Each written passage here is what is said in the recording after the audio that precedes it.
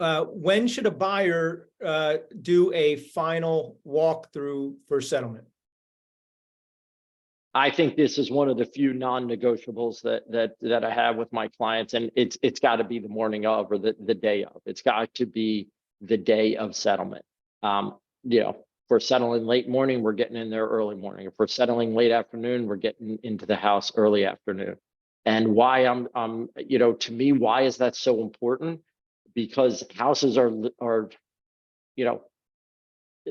a lot of things can go wrong with houses on a short notice, and everything from a power failure during a storm, which happened at the pre-settlement walkthrough, that then knocked out the power to the sump pump, that then flooded the basement. If we would have went into that house the night before, we would have had no idea that there was a foot of water in the basement. And it wasn't the seller's fault. It was, things happen. This isn't about fault. This is about trying to give your buyer the best opportunity to know the situation and the condition of the home at the last possible moment before they transfer the deed. And, I learned about pre-settlement walkthroughs through failure, because I used to ask my buyers more out of convenience and service. Hey, do you want to do it the night before? Do you want to do it the day of?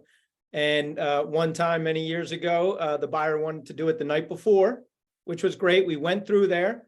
But the seller, fortunately, hadn't done a few minor things.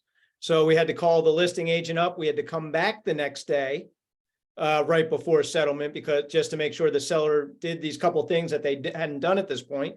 Wouldn't you know, we go through right before settlement. There was a fridge in the basement, the good old beer fridge, and there was a fridge in the kitchen. And when we went back the day of, the beer fridge was missing.